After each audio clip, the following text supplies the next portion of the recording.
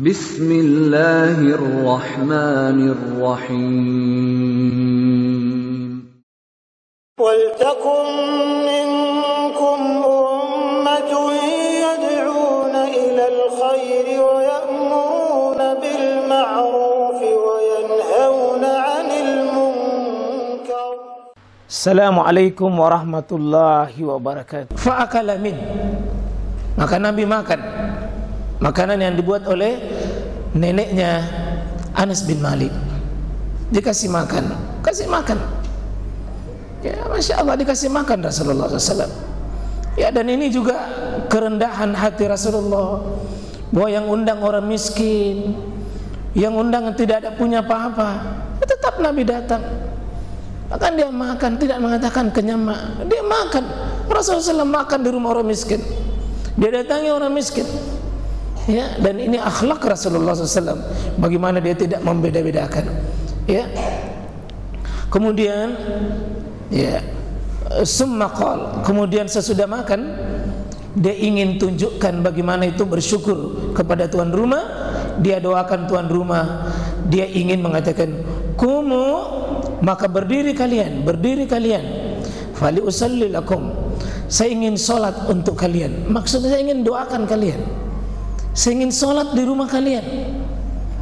Ya, berarti kalau kita lihat di sini ya ikhwah, kalau ada orang yang mengundang kita kebaikan, maka doakan makanannya, doakan makanannya. Kemudian bukan cuma Nabi doakan, tapi memang dia sholat di rumahnya itu. Dan mungkin inilah sejarah ya sekarang, kenapa ada baca-baca itu di rumah. Sebenarnya bukan baca-bacanya yang pokok, yang ingin dia doakan, cuma karena mungkin dulu rumah sempit, sehingga dia mau sholat ada makanan, akhirnya dia doakan di situ, akhirnya menghadap ke makanan. Tapi sebenarnya bukan makanan itu yang dibaca, tetap berdoa, cuma karena identik ada makanan di depannya, ia terkesan bahwa makanan yang dibaca.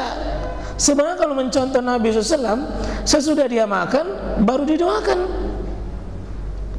Kita tonsen sebelum makan, akhirnya apa? Tidak konsentrasi berdoa.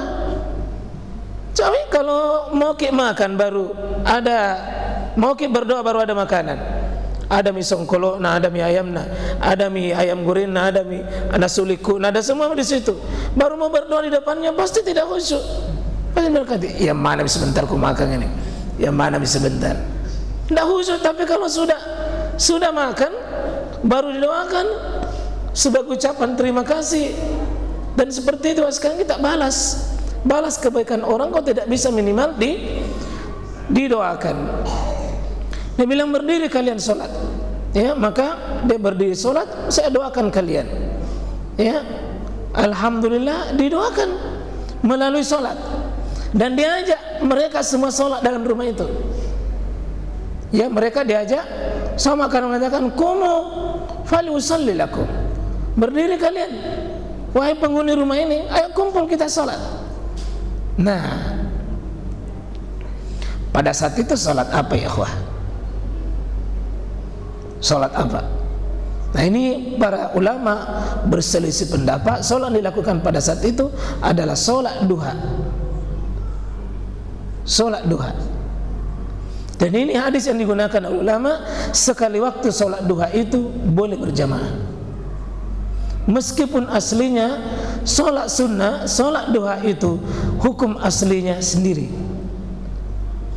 Tetapi Nabi SAW pernah melakukan dengan berjamaah di rumahnya Anas bin Malik, di rumah neneknya itu. Qala Anas, maka Anas bercerita. Ini cerita pertama, karena nanti ada dua cerita berdasarkan riwayat Bukhari dan riwayat Imam Muslim. Faqumtu ila khasiri, saya berdiri menuju sebuah tikar yang kami miliki. Tikarnya itu neneknya, dan tikarnya neneknya ini Anas. Saking miskinnya ini tikarnya, saking miskinnya ini tikarnya adalah qad istadda, ya, min tuli ma lubis, itu sudah menghitam, ya, itu istaddat itu sudah hitam. Iswaddat itu sudah menghitam. Kenapa? Min tuli ma lubis. Itu karena lamanya dipakai. Jadi hitamnya tikar yang dipakai Nabi, kasihan karena memang dia tidak sangka bahwa Nabi mau sholat. Bilang coba cari kagak tikar. Akhirnya sholat dengan pakai tikar apa? Tikar lusuh. Sudah hitam-hitam, bahkan penuh dengan debu di sini. Maka apa yang terjadi di sini disebutkan fanadakhtuhu bima. Kami percik-perciki sedikit air. Kami perciki sedikit air.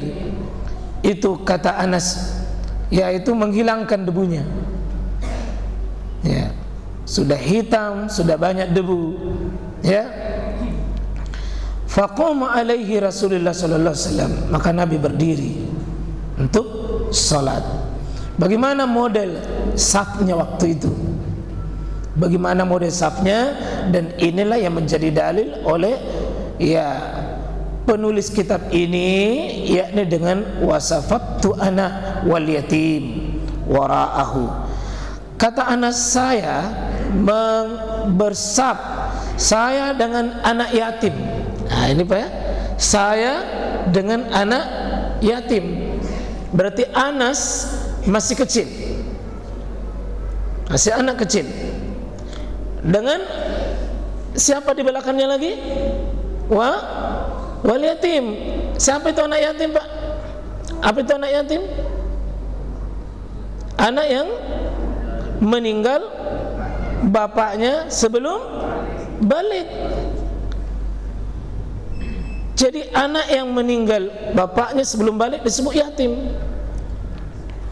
Kalau sudah, tapi sebelum balik. Kalau sudah balik bukan yatim lagi namanya. Jadi mohon bapak-bapak jangan mengatakan saya anak yatim. Bukan anak yatim, bapak yatim, nenek yatim. Tapi yatim itu dialamatkan Pak, itu artinya tidak sempurna. La yatimmu, ya, la tatimmu, itu satu akar kata itu. Tamma yatimmu, yatim artinya terpotong dan tidak sempurna lagi perawatannya karena meninggal orang tuanya, maka disebut yatim. Berarti anak itu meskipun belum balik bisa mengambil saf. Anak belum balik itu sah berdiri di belakangnya imam. Saya Anas masih kecil, belum balik waktu itu. Dan termasuk anak yatim ini berarti jelas anak yatim itu belum balik. Karena itu Pak, kalau SMP SMA tidak boleh dibilang anak yatim itu. Tidak cocok kalau bilang SMA, sudah SMP kelas 3 bilang anak yatim, tidak cocok lagi bilang anak yatim.